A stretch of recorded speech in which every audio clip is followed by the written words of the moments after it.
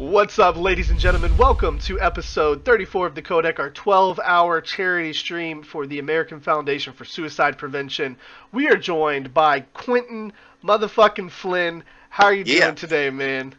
I am doing great. I'm great. I'm doing well. I'm very happy in this moment, in this time, and I love that you guys are doing this charity because I'll just be honest. I have been there. I've not actually tried to kill myself, but I have suffered from clinical depression and have had thoughts of suicide, and I'm treated for it through the medical profession, as well as doing other things to, have a better life and talk to others to kind of get through it mentally. And I just want to put the word out there to anybody who suffers or struggles with it. Alone we suffer, together we are well. We really need to reach out when we're in that kind of situation, and so I encourage everybody to do so, even in the darkest hours. We may feel alone, but we are not, and others are available to help. That's a great message. It's a great cause. Thank you so much, man. We really appreciate that. Got our two co-hosts here. We got Yong here. What's up, everybody? It's Yong here, and welcome to our long special of the Codec. We got Quinton. We got a bunch of guests coming on. It's awesome, and we're happy to have you back, Quinton. Motherfucking is a great middle name, I've got to say. And thank you, yeah, just happy to talk to you again, dude. Like, there's no way I can't introduce Quinton without motherfucking in it. Okay, he's sorry. Did I come up with that, or did you guys?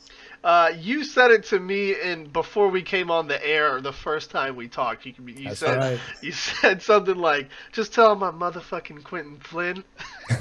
There you go. And we have KorruptRonin here with us today.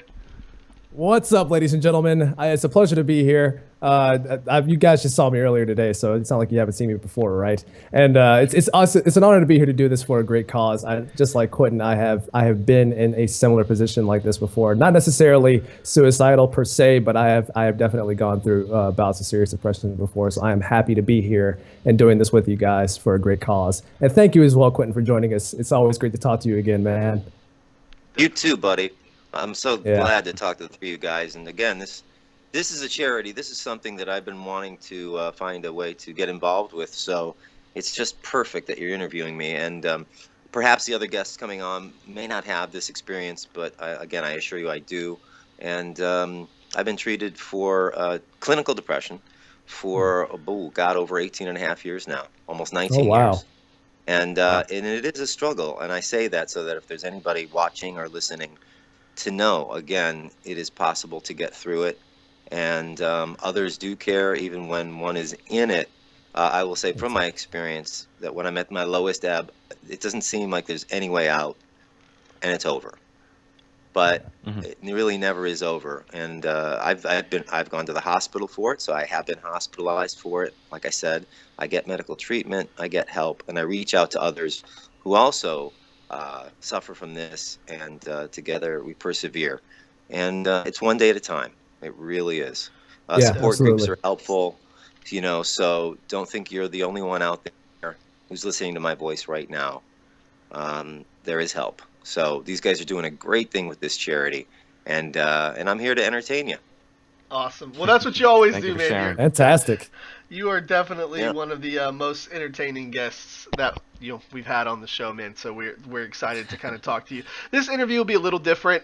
It's not as scripted as our other ones. We don't have like a ton of questions like all organized and out there. We're just going to talk to you casually about some of the stuff you've been working on, some of your experiences throughout your voice acting career. So Yong and Ren, you guys, if you have your own kind of set of questions, feel free to ask. No scripts or anything like that today. Just because of the type of interview that we want to go for. But I'd like to start off, Quinton, and talk to you a little bit about the series I'd Kill For You.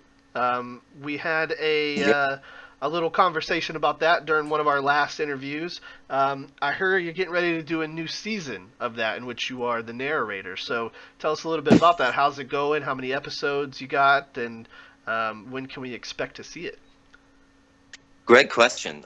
Yes, this is true. I am the narrator for a series called I Kill For You on the Investigation Discovery Channel. That would be ID channel for folks who know. And this is season 3. We've already recorded 7 episodes. We have 3 more to go for this season. Wow. It's supposed to air the first week of January, tentatively the 6th, on the ID channel. Yeah, there are 2 seasons that are already up that you folks can see if you look it up, seasons 1 and 2. And it's basically about love relationships, and oftentimes love triangles gone amiss that lead to incomprehensible murder. And Crazy. you know what? They get real crimes, and they reenact them. They have interviews with sometimes family members, the police force, investigators, co-workers, and I will tell you that the reenactments, for me, I have to watch the 1-hour episode before I go in to narrate it the next day, and quite often they're so scary to me, I get sucked in, more so than even a motion picture. Talk about suspension of disbelief. I'm terrified of some of these people. And then I have to have a palate. I have to like watch a comedy or something, because next thing you know, I go outside, I'm at a local corner store, and I'm looking at everybody around me going, that normal guy could be the psychotic killer. Or that woman that I like to paranoia. That woman that I like to say, hey, you want to grab a coffee? You might put a knife in my back or set me up because she's married and I don't know it. And then here comes the husband or the ex or the motorcycle boyfriend to knock me off. So, you know. Yep. Real struggles. I'd rather just stay at home and masturbate furiously, having a cigarette, watching reruns of The Three Stooges. That sounds like the life. That sounds like the life. I mean, that's pretty much everybody, right? I mean, I'm not saying, literally everybody. I think you guys are everybody confined to LA. Young's like, everybody in Delaware is doing it. Oh yeah, trust me. Of course, I'm kidding. That's all they do here. Three Stooges. Right, of course. I mean, why wouldn't you be? So I guess when you're recording something like that, when you're doing the narration, is it all written, or are you coming up with some of the narration for it as well? No, they what they do is after they've shot everything, they edit everything, they've scripted the narration to go with it. They send me the like I said, the hour episode the night before or the day before. Okay. I watch it. They have a temp track of the producer, and then when I go in to record, as I said, I've already watched the story. I've got a feel for it. I've listened to the temp narration, and then they have a script for me. I record from Los Angeles in the NBC news studios. Oh, cool. Which is over in Universal City. I show up. My session is from 7 a.m. to 10 a.m. while the producer's in New York working from 10 to 1. Okay. And so I've got them in my headphones. I'm in a little booth. I'm looking at the script. And as each section comes up, I go in knowing the vibe of what it is I'm reading, and if they want something a little different, they give me a note, and then I will do it again. I traditionally give them about 2 reads, sometimes 3 tops. Gotcha. And and the thing we really have to nail the most is just names, because sometimes names of cities or people can be a little unusual. Other than that, like, I've come into a really great flow where I know what to do, they trust I know what to do. Awesome. And so it really, what I do helps support the show, and I love it. And I will tell you, our biggest demographic is women, and people have asked me why, and I said, I don't know. I can only guess that because traditionally, I mean, women love stories, they love dramas, they like soap operas, right. And this, in a way, is that, except heightened, because it is real. Yeah. That's my only best guess, best educated, psychologically profiling guess. And usually when I do meet women and men, I will ask, the women will know the show, they'll know the channel, because they love the channel, and the gentlemen I speak to, or not gentlemen, men, will say, I don't know what you're talking about. And I'd say, of course you don't, but you should watch it and watch your back. Well, I don't. I like the ID channel. I watch that a lot. I love those Yeah. kind of this crime and like murder stories because they're all really interesting to see like how the other half of you know people kind of reacting. Like I would never kill somebody because they slept with my girlfriend. Like I'm just not that kind of crazy. But it's Right. it's interesting to see that kind of stuff. You know that happens. But anyways, Now, what kind that's of cool. I haven't watched the show. What kind of voice do you do for these episodes? Is it mostly your own voice? Do you try something different with depending on the mood? No, it's so funny. I actually, I do have a script next to me here. So why don't I just Oh wow. pick one up and I'll give you a sense. Is this end of script? Yes. Hopefully the ID folks won't mind me doing this because it's out of context. But Okay. this is a section on a new show that we just recorded about a gentleman by the name of Stephen Brown, who was in charge of murder, and he had an accomplice, a Patricia Teeter. Now, this is all stuff that's in the public domain, so this is Okay. real. I'm not talking about anything that hasn't happened, so Sure. hopefully this isn't a buzzkill. It would be something like this. Stephen Brown, take two. Stephen Brown pleads guilty to multiple charges, including 2 counts of murder and 1 count of kidnapping. He requests the death penalty, but instead, in December 1999, he's sentenced to multiple life sentences. Patricia Wow. Teeter pleads guilty to charges including felony murder, interstate stalking, and weapons violations. In 2000, she's sentenced to 29 years in prison. Now, there's more to it, but I'm not going to go Right. because there's actually a twist that happens after that. But that gives you an idea. I like of- that. Did you notice how it was kind of like it had like a speedy tone to it, but it was real like defined. I love that. Like it's Yeah, Very there was a lot of low-key. really. It's very narrational, if Yeah. that's a Yeah. word. That's it's so weird to hear It is now. this side of you, because I've heard you in all these, all the video games where you like have various different emotions. Whereas this one is very direct, very clear, and very cut. And it's very interesting to hear this side of your voice. Very nice. Absolutely. Yeah, that's the heavier stuff, but it Right. does, wax and wane. Like I might open a scene saying, in Mayfield Village, Ohio, in 1999, Bill and Bob met while fishing. It turns out that Bob was married to a woman he was unhappy with, so he told Bill about it, and Bill was amazed. So yeah, you never know. Great. Yeah, where there are it levels goes to during it. the story. Yeah, and they're like amazed by what? And then they show a scene, and okay, wait a minute, this isn't going so well. And Charity was introduced to Tommy on the college campuses of Kent State University. All started out well until Charity introduced him to her roommate. Boom. So Dun, it's dun, dun. yeah. Quinton one It line. adds to the Right? suspense. So That's the great. idea when they auditioned and cast me, they wanted it to have a bit of a film noir style to it. Yeah. Mhm. Which are those Raymond Chandler novels that were turned into, the Gumshoe, the detective from the Yeah. Right. 1940 serials, that kind of thing. Like, hey, hey, Tommy, how Yeah, you like a- doing? I'm doing fine. Wait a minute. Uh-huh. Now you're not on this beat, are you? I'm on every beat. I'm around every corner. I'm doing exactly what I need to do. Well, you gotta stay out of the way of the law, Tommy. I know. Don't you worry about me, and I won't worry about you. So Yeah, it's got a very old school feel Yeah. to it, which is really cool. That's what I liked about Yeah. it. So that's the edge I went in with, and that's kind of what I get to do. And as they would say, massage certain lines, emphasize certain words depending on the images that are going by to really support and to nail what's going down. Gotcha.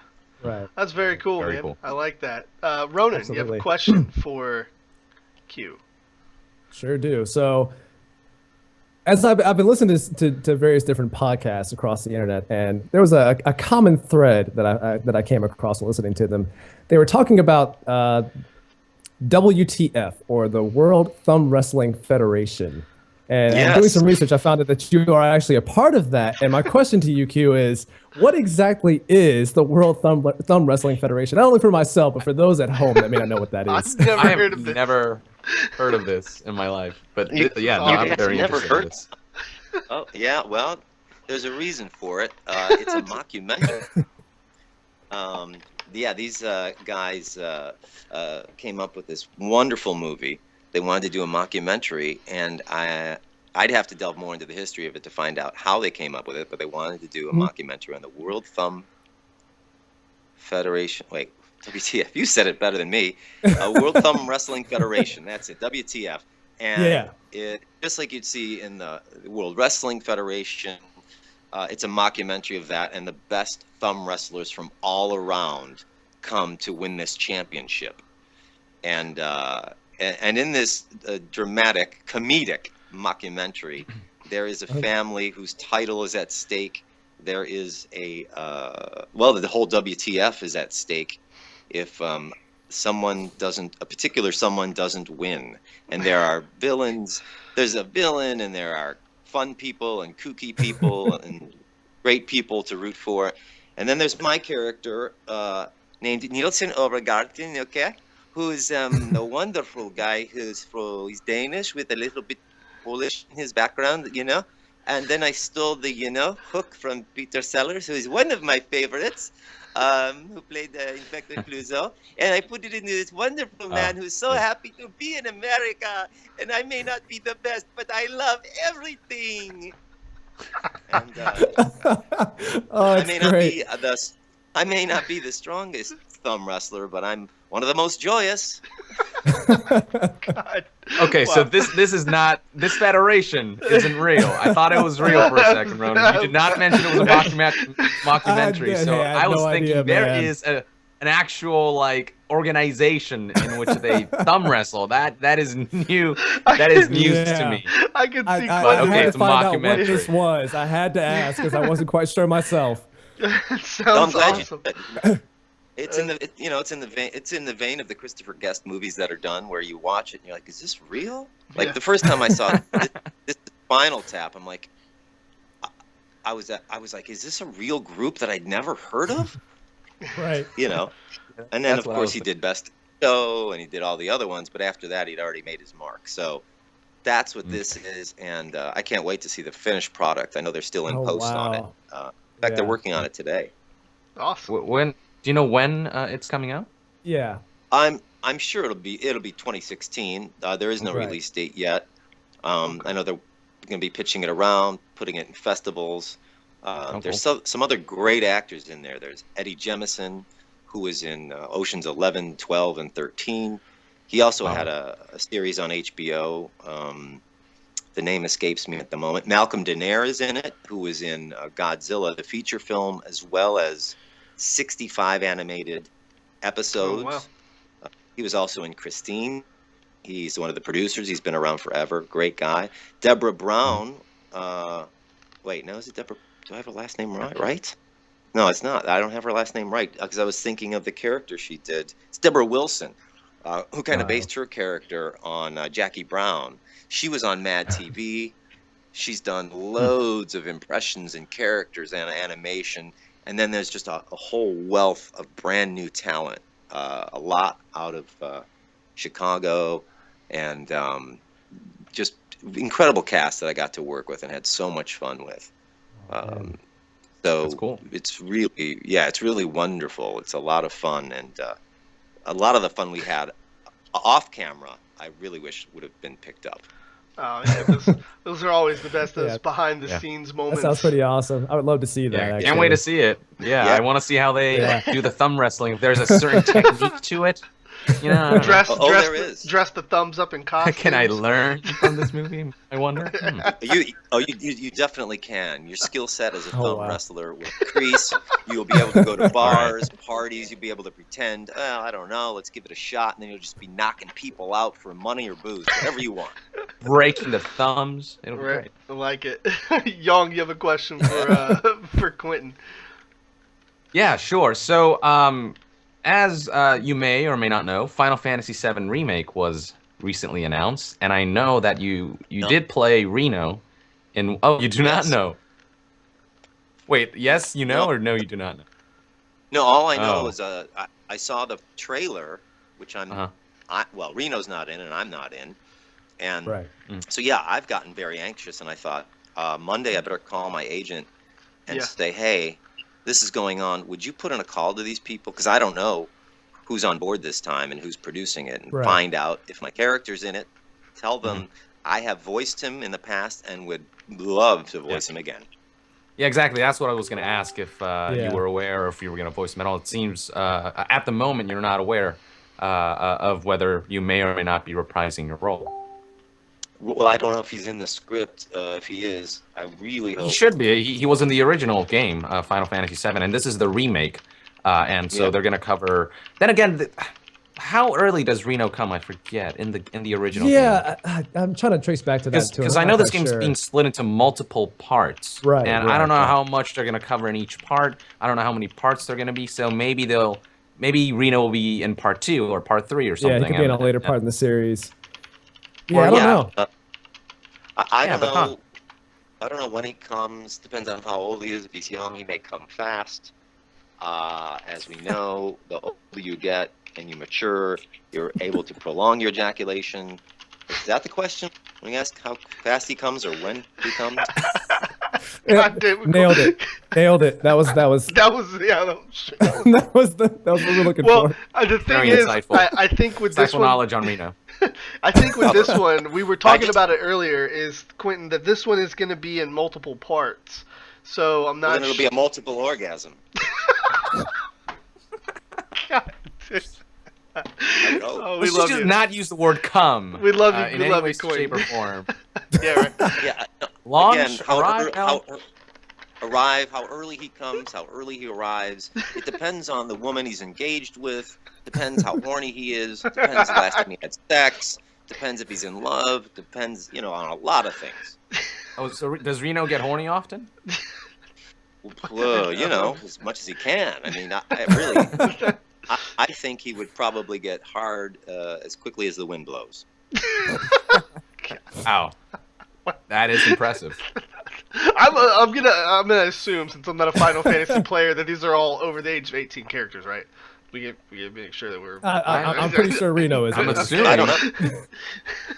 Well, you never know. I'm just giving you the backstory. I can't tell you that. That's okay. The backstory according to Flynn. Got it. Yeah, right. That's what. No, but so far they've brought back. I believe the original voice actor for Cloud, who's been in Advent Children and all the other games. They haven't announced it yet, but from what I've heard, it sounds just like him. So I'm assuming that he's reprising his role.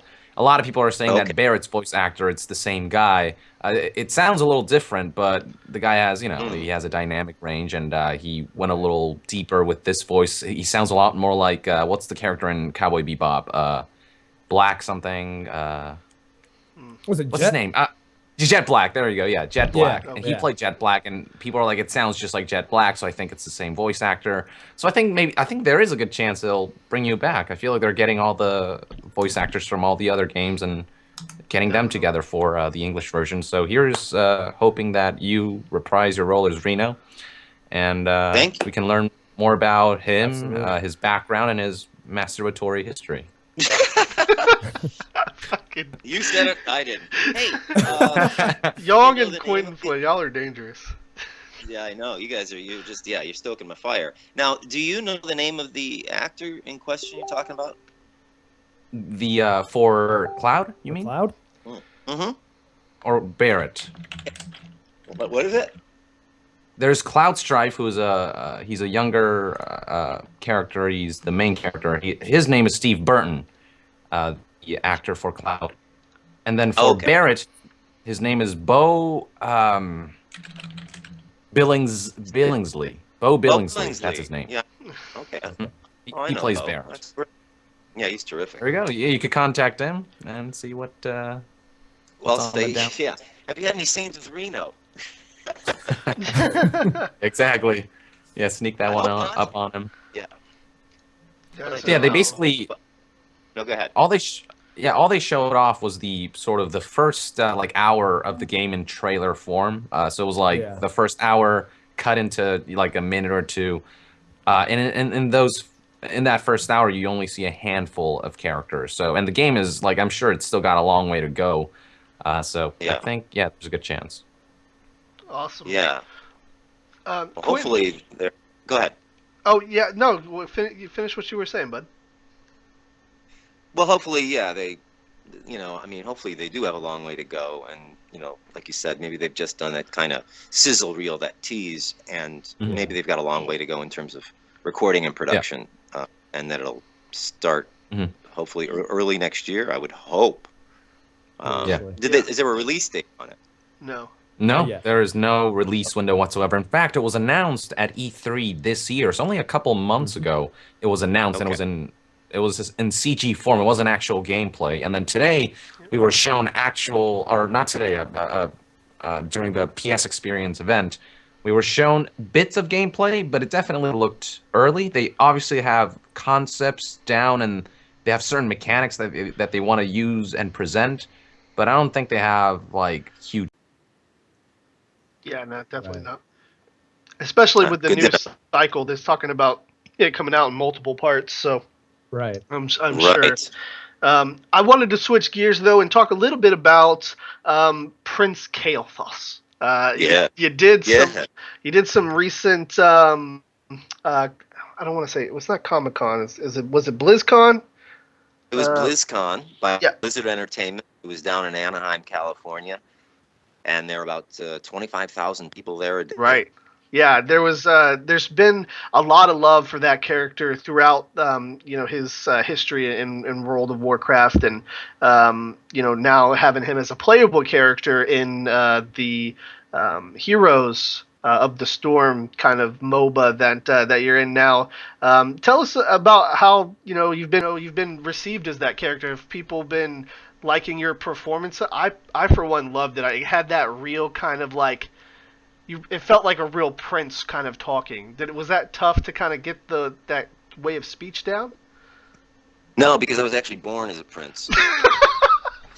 So for me, it's pretty natural. I'm sorry, excuse me. So you were playing yourself, basically. Okay. I was playing myself. The thing is, I got away from the princely speech so that I could speak as to common folks here in America. Right, like us. I didn't. Yeah, like you guys. I don't want to. Yeah, us lower people. You understand. Yeah. I just want to fit in. I want to be a part of, even though inside my head I'm greater than. So, except when I'm feeling less than, and then I put on airs. I'm Prince Kael'thas. I'm here to enjoy this interview with you. What can I do to make you happy? So I think that was kind of. I loved it. It's real. It's got a real sinister tone to it as well. A lot of the dialogue that you have sounds, you got that bad guy feel. And I don't think you've really played a bad guy up until now, have you? Is there any games that I might have missed where you're a bad guy? No, although there is one I can't speak about right now in which I do play a bad guy, and I was so thrilled to get it because the specs they gave me, they actually sent me clips of Kevin Spacey in Seven, Anthony Perkins in Psycho. What kind of character is this? Well, and then two more. The actor who played Dexter, and then another actor Michael who played the... Yes, and then the European actor who played the Bond villain in Skyfall. Okay. Wow. And so he had blonde hair in there. Oh, okay. He had blonde hair. It was real creepy. Yep. So I had to take all four of those and then find the kind of the common element, and then give them my version of that. So. Jesus, that's a tall order. Yeah, right. So hell of a pedigree there. You play one villain, and now you're playing another one. We're looking at a slippery slope here, Quinton. Well, this one is this one is a definite villain. With Kael'thas, he can kind of, go either way. More perspective. Situation. Yeah.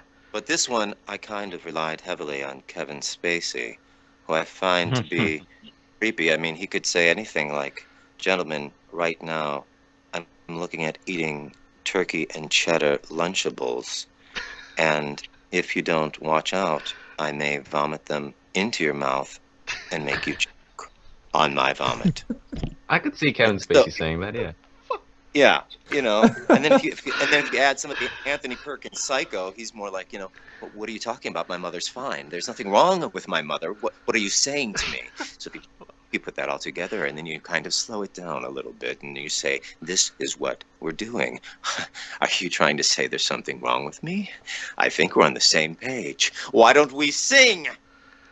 Oh man, that's awesome. Okay, this will be interesting. Sounds amazing. When are we looking at a reveal for this one? Is it going to be sometime next year? Early, late? Yeah, it'll be next year. I gave the guys my email to let me know when it's coming out, but no, when I know, you'll know for sure. Or then again, you guys are so quick, it might come out. You might find the character and me, and then tell me about it. Okay. All right. Can you tell us one other? Is it a high profile, like big budget game, or is it an indie? That's a good question. Geez, I don't know. Sadly, I don't know enough about the game's history to be able to answer that question properly. Okay. No problem. All right. In the interest of time, I'm going to flip it over to you, Ronin. Your next question for Quinton. We got about 15 and 18 minutes or so. All right, I'll make this one a simple one, in fact. So, Q, I heard you a little bit in the Mad Max game that came out recently, and it was kind of easy for me to pinpoint who you were because obviously you have an iconic voice, right? So it was easy for that one. Cool. But then I heard someone similar to you in a game that I was playing recently called Tales of Zestiria, and I wasn't quite sure because I tried to do the research on that to see if it was you or not.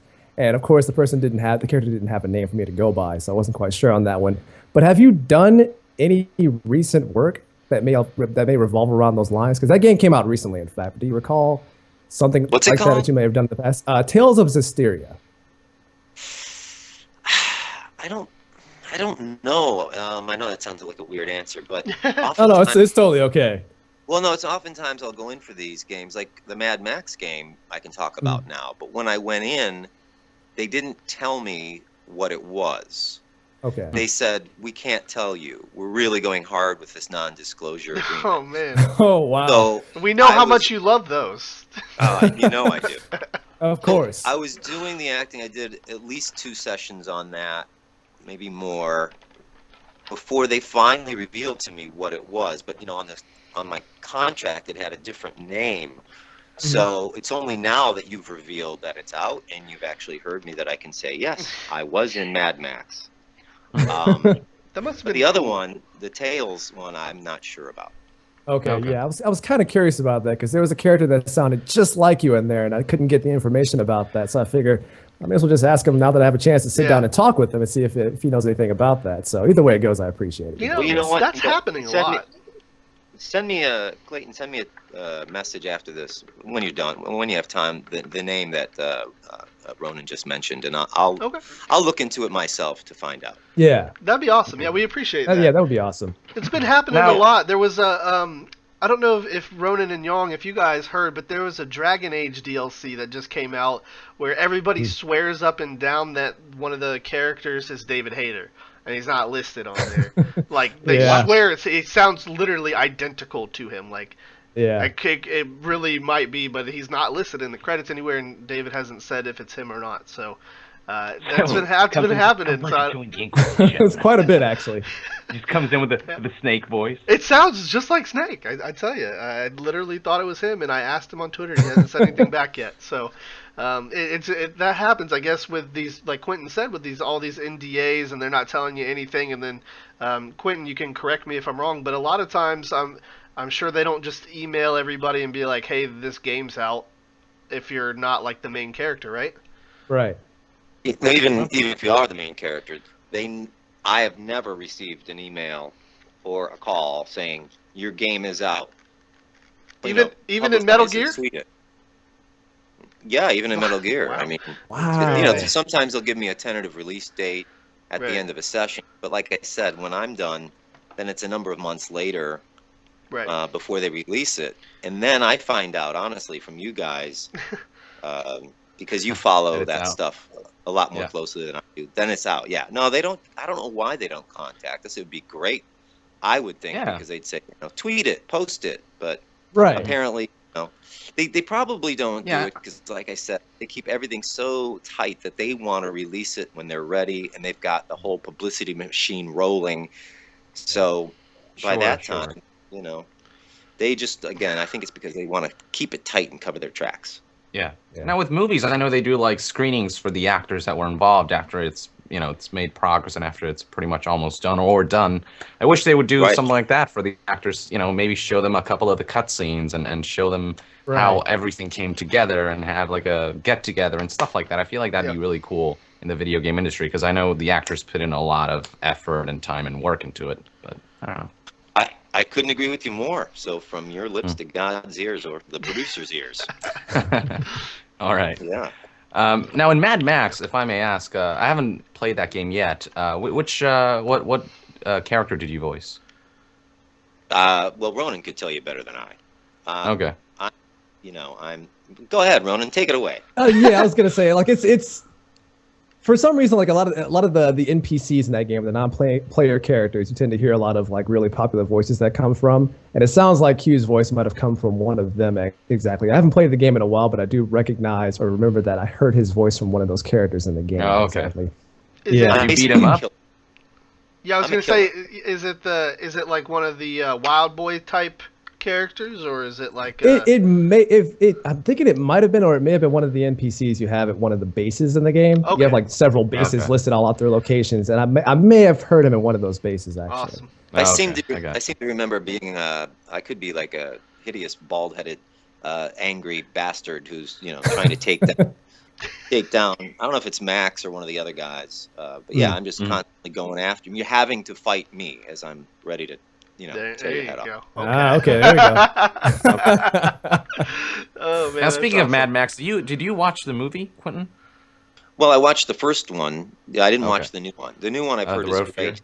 Oh, it's phenomenal. Yeah. Yeah. Yeah, I've heard it's amazing. But I watched, the first three that came out with Mel Gibson back in the day, and have not watched the new one. Back in the day. Well, yeah, I definitely recommend it.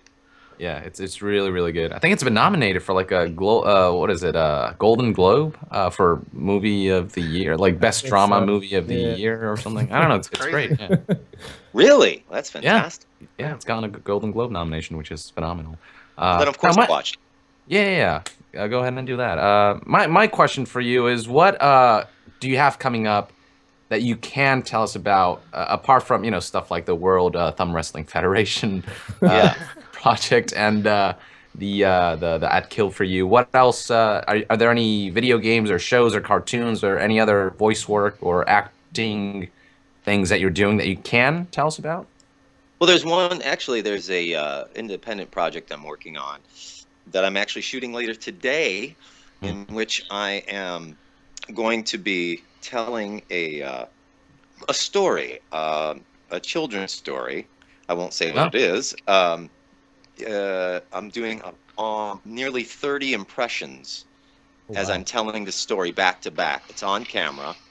We will be posting it on YouTube with a lot of links. And it's you get to see me actually telling the story, jumping from impression to impression to impression to impression to impression. Wow. And it's going to 30 be a of lot them? Fun. Approximately. But we might cut it down to 29. Let's say 30 because my voice will be included. So I'm actually doing an impression of myself. Truth. Wow.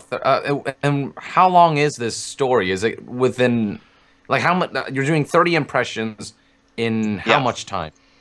Well, we're aiming for it to be 2 minutes and 30 seconds, maybe 2:45 tops. That's our goal, because we know viewers, tend to check out. Yeah. But I think with, the rapidity of changing voices, it's fun, it's entertaining, it's impressive, and but that's what we're aiming for. And since Ricky Gervais will not be hosting the Golden Globes anytime soon, I will at least be reprising his laugh.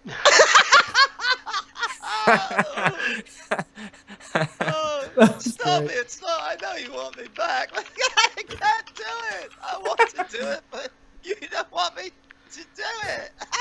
Oh, Carl. Is that the Wow. joke? Sounds like the Joker. You practiced Oh, that that one. was great. The Joker. Oh no, am I not doing? No, that's Ricky is. Yeah, it's definitely That was awesome. more fun. Right, I mean, then he gets a bit more serious and he talks about the way the thing should go, and then he starts to laugh because he can't stop himself. And that's one of my That is newest Ricky. impressions. Yeah. That's crazy. I think. So Sorry, go ahead. that'll be story time. I think it'll be called Story Time with Quinton Flynn. Right. You got. Yeah. How's your website going, by the way? I forgot to ask you about that. We have it inlikeflynn.com yet. Inlikeflynn.com is still on hold. We're looking at launching in the new year. Yeah. Awesome. Okay. Awesome. Well, I've got. But you can go to my YouTube channel, and my host reel is up there. Awesome. One of my old SNL demo reels is up there. There was a series I cool. did on the internet with Jeff Nimoy called Adventures in Anime, and I think we did 7 or 8. Those are back up there. So there's some of my singing stuff, and I think the Yowie song that Jeff and I wrote and recorded, and it's up to 74,000 views without promotion. Nice. Wow. Do you Now, guys know what is Yowie is? I'm sorry? Do you know what Yowie is? No. Yaoi in the world of anime is male-on-male animated porn. Oh yeah. Oh. And that- Oh. Yeah, he's talking about it in that Yeah, I know context. what that is. Yeah. So that's Oh, it's called Yaoi. Then there's one called Yuri, yeah, that's which is lesbian. that's the animated opposite. women-on-women porn. Then there is hentai, which is technically That's the whole spectrum, basically. heterosexual porn, but it also oftentimes includes an octopus and tentacles. I can't make it up. No, yeah, that's a thing. Those Japanese, is. they love their crazy sex. I can't right now, Quinn. You're too much, man. But I will tell you this about the Yaoi song briefly. It's from an experience that Jeff Nimoy and I had on our first year of touring, and we were talking to a gentleman at the end of the day. There was no bar. We're trying to meet women, and we said, "Where can we go to meet women?" He said, "Go in there." We said, "What's that?" He said, "The Yaoi room." We said, "What's Yaoi?" He said, "Oh, you'll find out." we open the door, and it's a darkened theater, and we see there must be 150 women in there, and like one guy. We walk in, we close the door, we inch up forward, we're looking at the screen, and we go, "Yowee." All of a sudden the lights go up, and word must have got around that we were there. So the guy with the microphone, who's thanking everybody for coming, says, "We have 2 special guests for you here attending the screening, Quinton Flynn and Jeff Nimoy." Oh, Like, Jesus. what? No, we're not. What? We walk up to say hello, and we're like, "Hey, this is great to be here. Hope you enjoyed it. We came in here just to look and meet some women. We're this is good for you, but we're not gay, so that's not our thing. Just so you know, it's nothing wrong with it. We're just saying." Oh, no. Right. Needless to say, afterwards, women were passing us by, like, "Yeah, nice to meet you." We're like, "No, we want to meet you." They're like, "Look, unless you want to talk about shoes or dresses, we know you're not our type." Oh, jeez. Wow. Wow. So that's, and I encourage you all to watch the clip and listen to the Yaoi song, which has all of our lyrics, and it's hysterical. That's awesome. And it's a great, What is great your YouTube song. channel? Quinton Flynn. YouTube.com. Oh, in like Flynn? You just look up. It's just Quinton Flynn, the Quinton Flynn Okay, channel. okay. Keeps it simple. Yeah, Just And, like a Twitter handle here, Quinton. or look up the Yaoi song on YouTube, and add to those views. There we go. We Sounds definitely, good. Yeah, definitely. look it up. Oh, I'm gonna be. I'm curious now to see. I don't know if I can. I don't know if it can. Is it PG? Can I or PG-13? Can I show it on the stream? Yeah, well, yeah. There's the video. See, what happened is we recorded it, and somebody put it up, and all they did was attach the lyrics. Gotcha. So yes, you can put it up because also we made sure not to use any offensive or obscene words in it. There is, there's some things that subtle allude. hints. Right. Yeah, Okay. which adds to the comedy. But no, I of mean, course yeah. you can. We're Certainly on a normal show, we'll show whatever and say whatever. You already know that. But I'm trying to keep it light for this charity stream here. No, you're absolutely safe with this. Okay, Totally awesome. Never know. No, it's great. It feels like a cross between, like it's definitely a Quinton Flynn original with a bit of a vibe. It feels like a bit of Oasis kind of Wonderwall, starting with the acoustic guitar, and then it ends up rocking out, a la Guns N' Roses, but not quite as heavy, but in that rock vein. And you'll love the lyrics. It'll crack you up, and what it does is it tells the whole story of what it's like to attend an anime convention.